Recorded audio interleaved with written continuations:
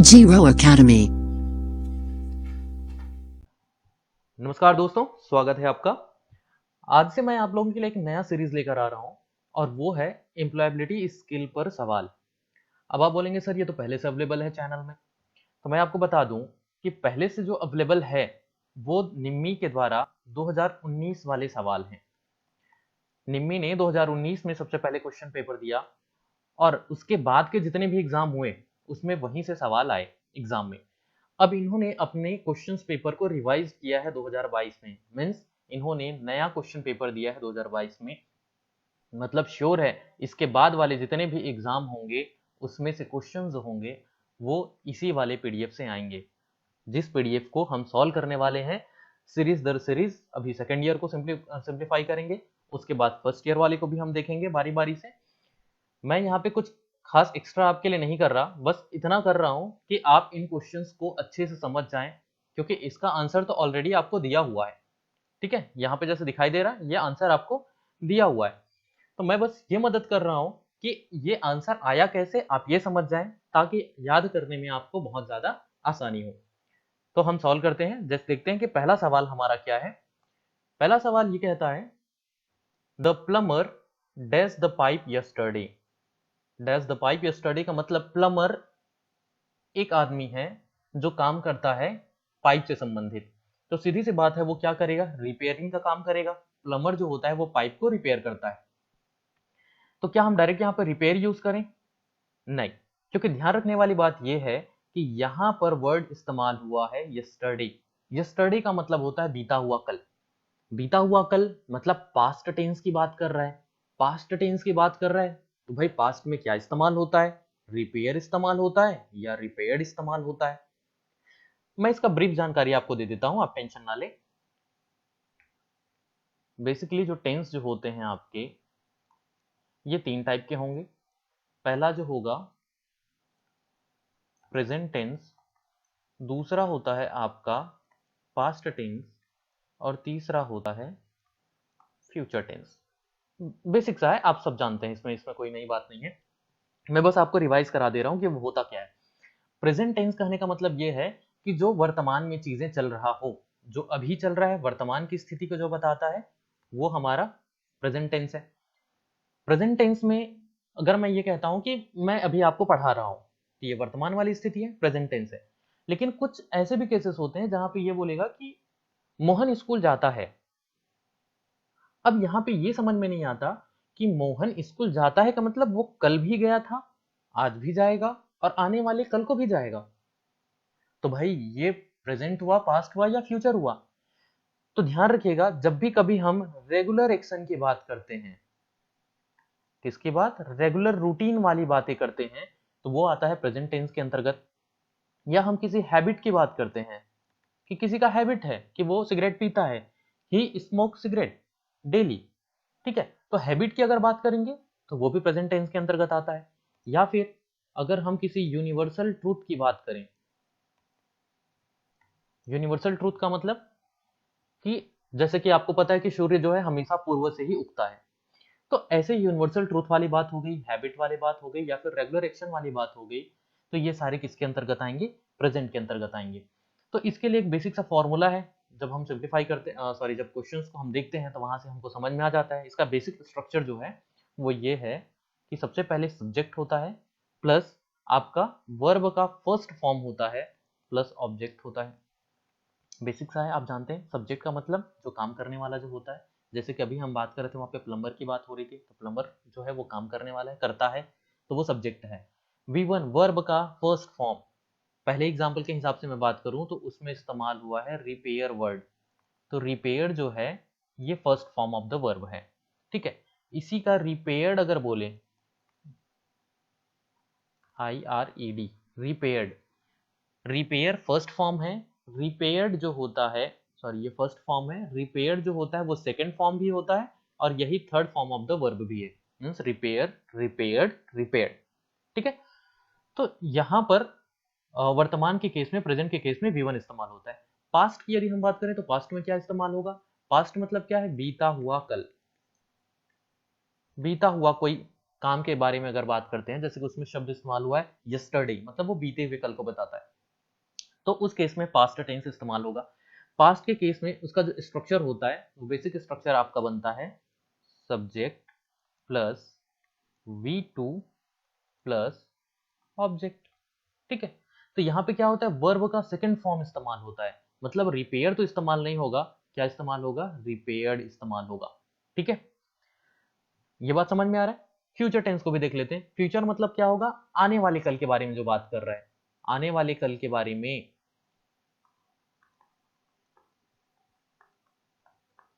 आने वाला कल। ठीक है, जो कल होगा। तो इसका बेसिक स्ट्रक्चर कैसा बनेगा अगर हम देखें तो, इसका स्ट्रक्चर बनता है, सबसे पहले सब्जेक्ट आएगा, इसके साथ दो नए चीज आ जाते हैं, शैल या विल, उसके साथ आता है वर्ब का फर्स्ट फॉर्म प्लस ऑब्जेक्ट। ये बहुत इंपॉर्टेंट है, याद रखिएगा। जैसा वर्तमान का जैसा फॉर्मूला बन रहा था, सेम वैसा ही है, बस इसमें वर्ब से पहले, इससे पहले क्या आ जाता है, शैल और विल आ जाता है। शैल का इस्तेमाल जनरली जब आई मान लो होगा, तो आई के केस में हम शैल का इस्तेमाल करते हैं। ठीक है, या वी है, वी, यू, तो इसके केस में हम विल का इस्तेमाल करते हैं, जैसे कि आई शैल गो, या we will go, you will go. ठीक है, गो क्या है, first form of the verb है। ठीक है, तो जैसे हम यू वी इस्तेमाल कर रहे हैं, तो उस केस में हम विल को लिख रहे हैं। तो ये होता है हमारा फ्यूचर टेंस का, कि हम कल जाएंगे, कि वो कल जाएगा। बात समझ में आ रहा है। तो ये है बेसिक टेंस, हम इसके बारे में आपको एक बेसिक स्ट्रक्चर आपको मैंने बताया। तो पहला हमारा जो सवाल था, उस सवाल के हिसाब से देखिए, वर्ब सब्जेक्ट के साथ वर्ब का सेकंड फॉर्म बस आना चाहिए, इसके सामने में कुछ होना नहीं चाहिए। ठीक है, ये बेसिक स्ट्रक्चर है। तो उस हिसाब से आप देखिए क्या हो रहा है, आपको जो दिया गया है यहाँ पर, देखिए आपको जो दिया गया है क्वेश्चन, उसके हिसाब से यस्टरडे मतलब ये तो पास्ट की बात हो गई, समझ में आ गया। मतलब इस डैश में क्या आना चाहिए, रिपेयर्ड आना चाहिए, second form of the verb, क्योंकि ये V1 है और ये V2 है। आंसर आपका डी लिया है, मतलब वॉज रिपेयर्ड। वॉज रिपेयर्ड जो होता है, मतलब वॉज के साथ V3 का इस्तेमाल कब करते हैं, पेसिव वॉइस में, पेसिव वॉइस में इस्तेमाल करते हैं। अब ये पेसिव वॉइस अलग हो जाता है, टेंस से अलग है। अगर ये वॉइस में दिया होता, तब भी ये जो सेंटेंस जो लिखा, ये सेंटेंस अलग तरीके से लिखा होता। ठीक है, हम वॉइस पे नहीं जाएंगे। तो बस इतना समझिए कि इसका जो करेक्ट आंसर है वो है ऑप्शन नंबर बी। हालांकि निमी ने आंसर इसका ऑप्शन नंबर डी लिया हुआ है। तो पहला ही सवाल जैसा वो दिया है उसके हिसाब से ये गलत है। पर मैं ये बता दूं कि अभी तक, इससे पहले जो 2019 वाले भी जो पीडीएफ आए थे, उसमें भी बहुत सारे क्वेश्चंस में आंसर लेने में गलतियां हुई थी। लेकिन जब एग्जाम हुए, तो एग्जाम में भी निम्मी ने उसी आंसर को करेक्ट किया, जिसने जो आंसर उसने पीडीएफ में दिया हुआ था। तो मतलब ये है, मोटा मोटी मैं यहाँ से बताऊं कि ये जो सवाल है, इसका सही आंसर आपको ऑप्शन नंबर डी लेना है अगर एग्जाम में आता है तो। ठीक है, लेकिन जनरल अब इंग्लिश के हिसाब से देखें तो इसका करेक्ट आंसर क्या होगा, ऑप्शन नंबर बी होगा। ठीक है, अगले सवाल पे चलते हैं। अगला सवाल second, Kumar dash a good carpenter. Kumar मतलब किसी आदमी के बारे में बात कर रहे हैं, कुमार एक नाम है, ठीक है, नाउन है, सब्जेक्ट है हमारा, ये पहला हमारा क्या हो गया, सब्जेक्ट है। डैश अ गुड कारपेंटर, वो एक अच्छा कारपेंटर है। ठीक है, तो कारपेंटर है वाली बात आ रही है यहाँ पे, मतलब ये क्या है, प्रेजेंट टेंस है, और प्रेजेंट टेंस में हम क्या इस्तेमाल करते हैं, इज का इस्तेमाल करते हैं। जैसे हम बोलते हैं ना, he is a good boy, Ram is a good boy. ठीक है, वैसे Kumar is a good carpenter. तो करेक्ट आंसर हमारा क्या हो जाएगा, ऑप्शन नंबर डी। अगला चलते हैं, question number 3, come tomorrow and fix the door knob. This sentence is, come tomorrow and fix the door knob. ठीक है, क्वेश्चन ये कह रहा है कि आप टुमारो मतलब आने वाले कल को, आप कल आना, और जो दरवाजे का जो नॉब है उसको फिक्स कर देना, उसको ठीक कर देना। तो ये किस प्रकार के सेंटेंस है, सेंटेंस का टाइप पूछा गया है। तो सेंटेंस का टाइप आपको दिया गया इंट्रोगेटिव, इंपरेटिव, एक्सक्लामेटरी। ठीक है, तो मैं बेसिक्स आपको ये बता दूं कि टाइप ऑफ सेंटेंस क्या क्या होते हैं। ठीक है, सबसे पहले आप देख लीजिए टाइप ऑफ सेंटेंस। एक तो होता है आपका इंट्रोगेटिव, ये सही है। दूसरा होता है इंपरेटिव। तीसरा है आपका एक्सक्लामेटरी। और ये नन को हटाइए, मैं यहाँ पे बता रहा हूँ सिर्फ बताने के लिए कि चौथा जो होता है वो होता है आपका डिक्लेरेटिव। एक मिनट, ये इसमें ठीक से दिखाई नहीं दे रहा। चौथा जो होता है आपका डिक्लेरेटिव सेंटेंस। ठीक है, ये 4 सेंटेंस होते हैं। तो ये होता क्या है आप समझिए। इंटरोगेटिव का मतलब इंटरोगेट करना, सवाल जवाब करना, मतलब जहां पे क्वेश्चन पूछा जाता है, ठीक है, या ऐसा क्वेश्चन मार्क्स इसमें लगा होता है, क्वेश्चन पूछा जाता है, वो होता है इंटरोगेटिव सेंटेंस। ठीक है। इंपरेटिव सेंटेंस क्या होता है? इंपरेटिव सेंटेंस जो आपको कुछ कमांड दे, कुछ करने के लिए बोले, जो कमांड दे या फिर आपको रिक्वेस्ट करे, या कोई क्या बोलना चाहिए, विश करे कि वो ठीक हो जाए या भगवान उसको अच्छा स्वास्थ्य दे। ठीक है। तो ऐसी जो चीजें होती है कि कुछ आदेश दे रहा हो या रिक्वेस्ट किया जा रहा हो, वो चीजें इंपरेटिव सेंटेंस कहलाता है। नेक्स्ट है आपका एक्सक्लामेटरी। एक्सक्लामेटरी सेंटेंस जो होता है वो आपकी भावनाओं को दर्शाता है। भावनाओं को दर्शाने का मतलब जैसे कि आप अचानक सा सरप्राइज हो जाते हैं किसी चीज के लिए, जोर से खुश हो जाते हैं, ठीक है, कि ये हम कल घूमने जाएंगे, ऐसी वाली जो खुशियां जो होती है, तो वो चीजें किसके अंतर्गत आता है? एक्सक्लामेटरी। एक्सक्लामेटरी सेंटेंस के लास्ट में ऐसा चिन्ह लगाया जाता है, ठीक है, एक ऐसा सीधा खड़ी और उसके नीचे एक डॉट। तो ये एक्सक्लामेटरी है, ऐसा देख के आप जान जाएंगे कि वो एक्सक्लामेटरी है। चौथा है डिक्लेरेटिव सेंटेंस। डिक्लेरेटिव का मतलब डिक्लेयर कर देना, एक स्टेटमेंट वाले सवाल जो सेंटेंस जो होते हैं, स्टेटमेंट वाले सेंटेंस जो होंगे, मतलब जो आपको सीधी सी बात बता रहा है कि वो एक लड़का है। ठीक है। ये क्या है कि स्टेटमेंट है, वह गाय है, ये एक स्टेटमेंट है। तो ऐसी चीजें जो एक स्टेटमेंट के तौर पे होता है या जो सीधी सीधी इस बारे में बता रहा है, तो वो आपका डिक्लेरेटिव है। या आप ये बोल सकते हैं जो इन सब में नहीं आता है वो डिक्लेरेटिव सेंटेंस है। ठीक है। तो उम्मीद है आपको ये चीजें समझ में आया होगा कि सेंटेंस की कभी भी टाइप पूछेगा तो यही 4 होंगे और इन्हीं चारों में से आपको एक आंसर पिक करना होगा। तो जैसा कि आपका सवाल यहाँ पे दिखाई दे रहा है, इस सवाल के हिसाब से क्वेश्चन ये कहता है कि कल आना और दरवाजा ठीक कर जाना। ठीक है। तो इसका मतलब क्या है? आप किसी को कमांड दे रहे हो कि भाई तुम कल आना और आके ठीक कर जाना। ठीक है। इसका मतलब ये कमांड है, कमांड है, इसका मतलब हमारा आंसर क्या आ जाने वाला है यहाँ पे? Imperative. Option B is correct. देखिए आंसर भी आपका सही है, बी लिया हुआ है। उम्मीद है आपको समझ में आया होगा। आगे बढ़ते हैं। अगला आपको कहता है how effective the CTS training has been. देखिए सबसे पहले आप यहाँ पे जब हाउ देखोगे तो आपको लगेगा तो सवाल पूछ रहा है, ठीक है, लेकिन देखिए यहाँ पे कौन सा चिन्ह है? एक्सक्लामेटरी वाले चिन्ह है। सवाल वाले पे तो क्वेश्चन मार्क होता है ना, एक्सक्लामेटरी ये वाले चिन्ह है। इसका मतलब ये कौन सा सेंटेंस होगा? आप इसके मतलब नहीं भी जानेंगे तब भी बस ये देख के आपको समझ में आ जा रहा है कि ये है हमारा एक्सक्लामेटरी, मतलब ऑप्शन ए जो होगा वो हमारा करेक्ट होगा। ठीक है। ये जो होता है ना कि खुशी से, यहाँ पे सवाल नहीं पूछा जा रहा है, यहाँ पे खुशी से बताया जा रहा है, मतलब यहाँ पे बताया जा रहा है कि how effective the CTS training has been, कितना अच्छा था हमारा सीटीएस ट्रेनिंग। ठीक है। अगला सवाल देखते हैं। वाइल एड्रेसिंग योर बॉस, जब आप अपने बॉस को एड्रेस कर रहे होते हो, you should be impolite, informal, formal या फिर नन। देखिए ये होता है आपका कम्युनिकेशन का तरीका। आगे ये हमारा जो सवाल है ये होता है आपके कम्युनिकेशन के तरीके को बता रहा है। तो आप समझिए, मैं इसके बारे में एक छोटा सा एक्सप्लेनेशन आपको दे दूं। जो कम्युनिकेशन के जो तरीके होते हैं हमारे, उसको बेसिकली हम बोलते हैं, एक होता है हमारा फॉर्मल और दूसरा होता है हमारा इनफॉर्मल। ठीक है। दो तरीके से कम्युनिकेशन होता है हमारा, एक फॉर्मल कम्युनिकेशन और दूसरा इनफॉर्मल कम्युनिकेशन। मैं एक स्टोरी बताऊं। मान लीजिए कि अ, हम आईटीआई की ही बात कर लेते हैं। आईटीआई में प्रिंसिपल हैं, एक प्रिंसिपल हो गए, ठीक है, उनके अंडर पे हम यहाँ पे देखें तो कुछ टीओ होंगे, ट्रेनिंग ऑफिसर। ट्रेनिंग ऑफिसर बहुत सारे हो सकते हैं, ठीक है, और ट्रेनीज हैं, मतलब आप जो स्टूडेंट हैं, ठीक है, ये भी बहुत सारे हो सकते हैं। क्लियर? अब समझिए, अगर जो ट्रेनीज जो हैं वो एक दूसरे के बीच में जैसे बातें करेंगे, क्योंकि आप क्या हो, एक दूसरे के बीच में बात करोगे, ये जो ट्रेनिंग्स है ये फ्रेंडली बात करेंगे, ठीक है, फ्रेंडली बात कर देंगे एक दूसरे के बीच में, क्योंकि आप एक दोस्त हैं तो फ्रेंडली बात करोगे, मतलब आप यहाँ पर इनफॉर्मल वे पे बात करेंगे। ठीक है। किस तरीके से बात करेंगे? इनफॉर्मल कम्युनिकेशन होगा आपके बीच में, इनफॉर्मल वे पे। लेकिन वहीं पर आप अगर अपने टीओ से बात करेंगे, अपने से सुपीरियर या अपने से बड़े से जब आप बात करेंगे, तो यहां पर आप फॉर्मल कम्युनिकेशन पे बात करेंगे, ठीक। लेकिन यहां पे देखिए जो टीओज जो हैं, अगर वो आपसे बात करेंगे तब की कंडीशन में वो इनफॉर्मल हो सकते हैं, वो फॉर्मल भी हो सकते हैं। जनरली वो इनफॉर्मल वे पे आपसे बात कर सकते हैं, ठीक है।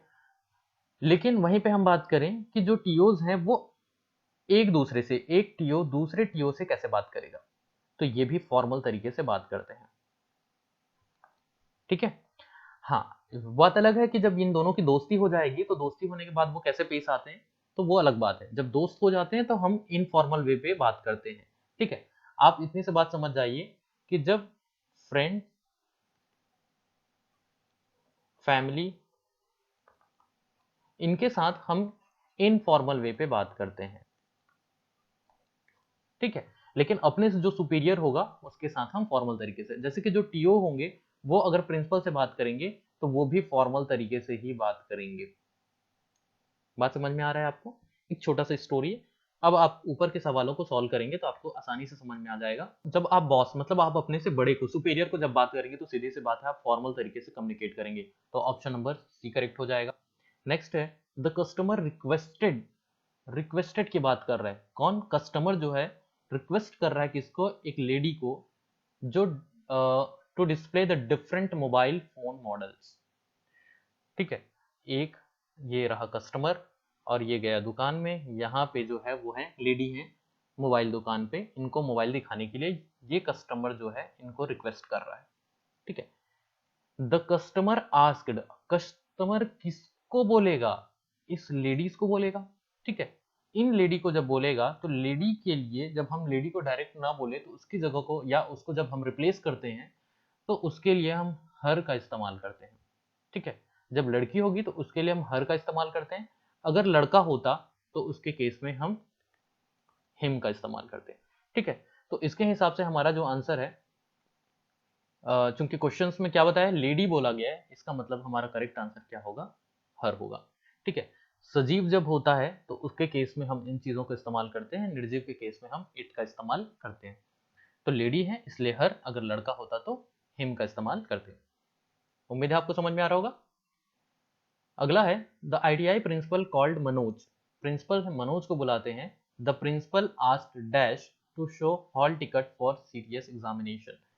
प्रिंसिपल आस्क्ड, किसको, किसको बोल रहा है, जो प्रिंसिपल है वो किससे पूछ रहा है, सीधी सी बात है, मनोज को जब बुलाया है तो मनोज से ही पूछेगा, ठीक है। तो मनोज एक लड़का है, तो मैंने अभी थोड़ी देर पहले बताया लड़के के लिए हम क्या इस्तेमाल करते हैं, हिम को इस्तेमाल करते हैं, ठीक है। पहली बात ये समझ में आ गया कि लड़का है तो यहाँ पे तो हिम आना चाहिए। The principal asked him to show dash hall ticket for the CTS examination. यहाँ पे क्या चीज शो करने के लिए बोल रहा है, मनोज के हॉल टिकट को दिखाने के लिए बात कर रहा है, तो उस कंडीशन में हम इसको इस्तेमाल करते हैं हिज। हिज का मतलब किसका, मनोज का, डायरेक्ट मनोज ना लिख के हम इसकी जगह पे क्या लिख रहे हैं, हिज। तो पहले वाले में हिम आना चाहिए और दूसरा हिज आना चाहिए, हिम और हिज पहला ऑप्शन है, तो option number A that is the correct. Question number 8 चलते हैं। How are you, what's up, these are examples of. ये जो हम कम्युनिकेशन जब करते हैं, हम किसी को बोलते हैं हाय हाउ आर यू, कैसे हो आप, तो ये जो तरीके हैं ये कौन से तरीके हैं, क्या ये फॉर्मल कम्युनिकेशन है या इनफॉर्मल कम्युनिकेशन है, ठीक है। तो जब भी हम कभी अपने से बड़ों को जब हम बोलते हैं, आप खुद इसको बस ऐसा समझिए कि क्या आप जब जाते हो तो आप अपने प्रिंसिपल को या अपने टीओ को क्या ऐसा बोलते हो, हे व्हाट्सअप बड़ी, क्या आप ऐसा बोलते हो, नहीं, ठीक है। आप उनको वैसा नहीं बोलोगे, इसका मतलब क्या है कि ये इनफॉर्मल कम्युनिकेशन है। ये आप अपने दोस्तों को बिल्कुल बोलते हो, जब आप दोस्त से मिलते हो तो जरूर बोलते हो कि hi buddy, what are you doing, what's up, ठीक है। लेकिन आप अपने टीचर को ऐसा नहीं बोलते, क्लियर है, क्योंकि आपको टीचर के साथ फॉर्मल कम्युनिकेशन करना होता है। तो ये जो सारी चीजें हैं ये किसके एग्जाम्पल हो जाएंगे, ये सारे एग्जाम्पल हैं इनफॉर्मल कम्युनिकेशन के। सो ऑप्शन बी करेक्ट हो जाएगा। Question number 9, how do you come to work, what is your qualification, these are examples of। अब ये किसका एग्जाम्पल है, देखिए, how do you come to work, आप काम पे कैसे आए हैं, व्हाट इज योर क्वालिफिकेशंस, आपकी क्वालिफिकेशंस कैसे हैं, दीज आर एग्जाम्पल ऑफ।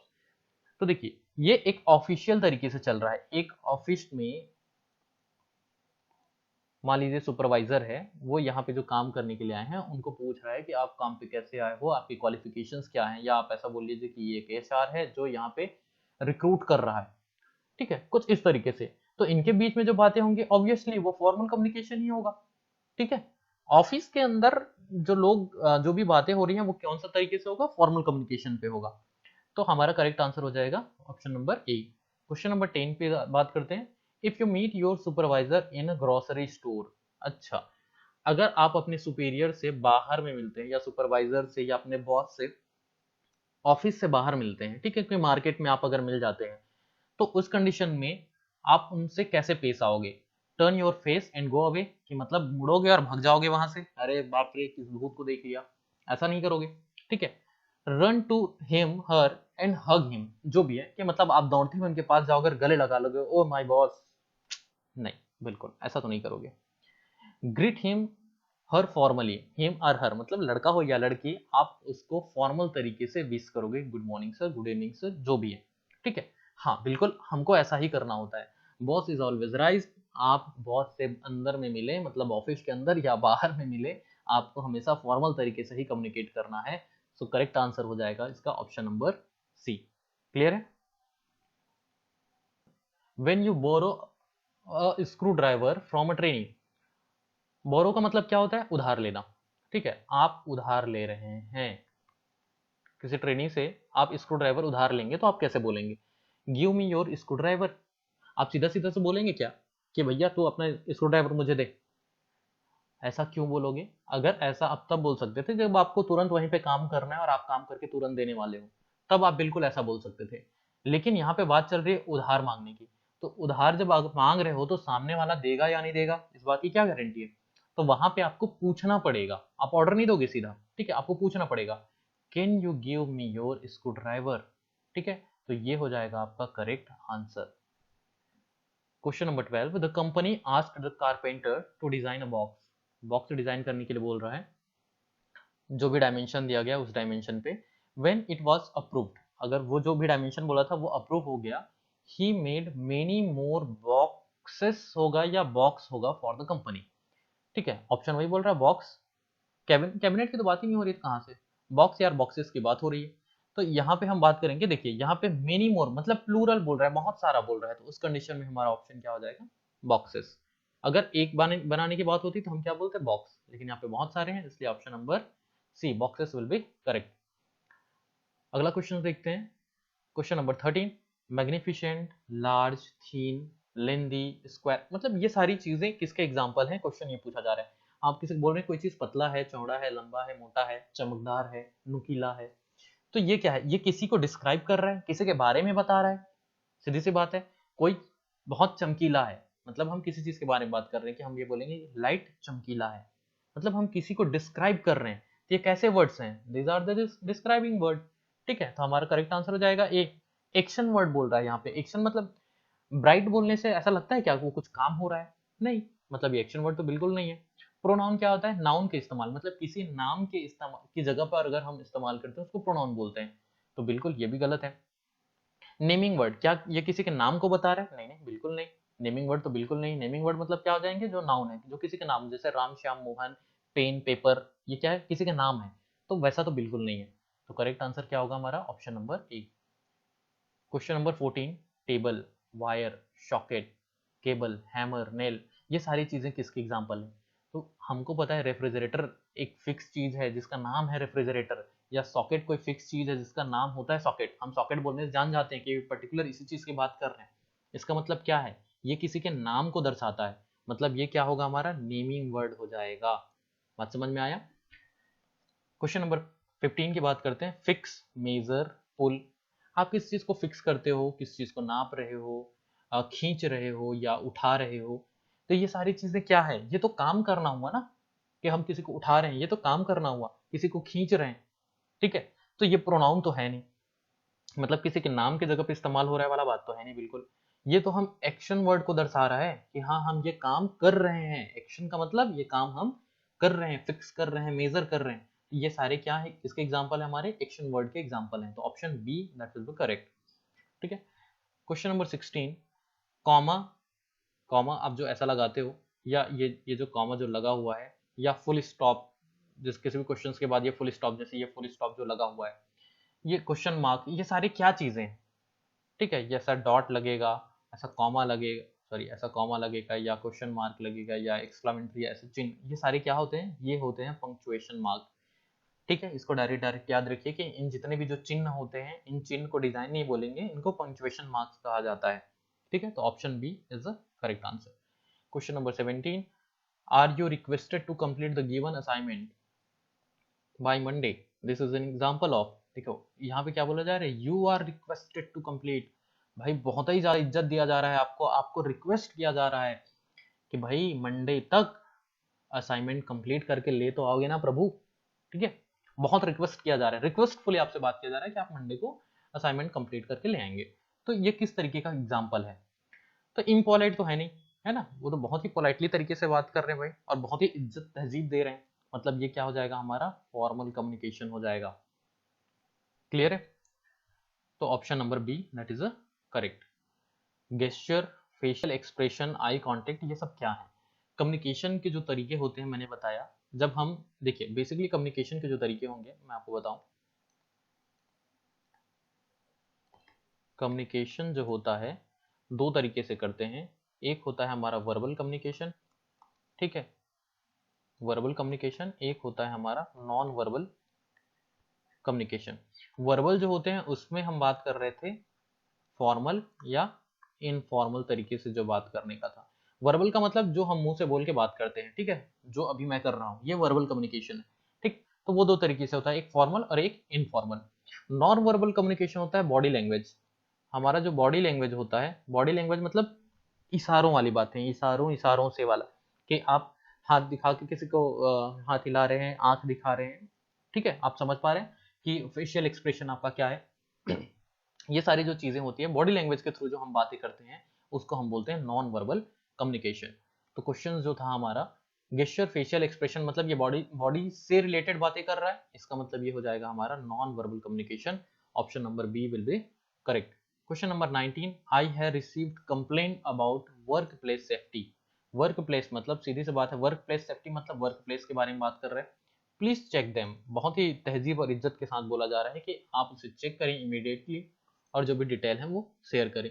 तो ये किस तरीके का एग्जाम्पल है, क्या ये कैजुअल कम्युनिकेशन है, बिल्कुल कैजुअल तो है नहीं। कैजुअल का मतलब क्या हुआ कि आप और मैं फोन पे बातें कर रहे हैं और भाई कैसे हो, तो ये कैजुअल कम्युनिकेशन नहीं है, ठीक है। ये वर्क प्लेस में बात किया जा रहा है और बहुत तहजीब के साथ बातें किया जा रहा है, तो ये फॉर्मल तो है, बिल्कुल फॉर्मल भी है और वर्क प्लेस का कम्युनिकेशन है। तो ऑप्शन हमारा बी करेक्ट हो जाएगा कि ये फॉर्मल वर्क प्लेस कम्युनिकेशन का एग्जाम्पल है। तो उम्मीद है चीजें आपको समझ में आ रहा होगा। दोस्तों कहीं पर भी कुछ भी चीज़ें अगर समझ में नहीं आएगा तो आप कमेंट बॉक्स में मुझे पूछ लीजिएगा। इसके अलावा आपको पता है टेलीग्राम का लिंक आपको मिल जाता है, जहाँ से आप जो भी सवाल हैं आप वहाँ पे कर सकते हैं। तो अभी हम इसको यहीं पर ख़त्म करते हैं। आगे सीरीज बाय सीरीज हम सारे सवालों को इसी तरीके से सॉल्व करते जाएंगे। अगर आपका कोई सजेशन हो इसको इससे रिलेटेड तो आप बिल्कुल मुझे कमेंट बॉक्स में बताइएगा। तो अभी के लिए बस इतना ही। Stay safe, keep learning. Thank you.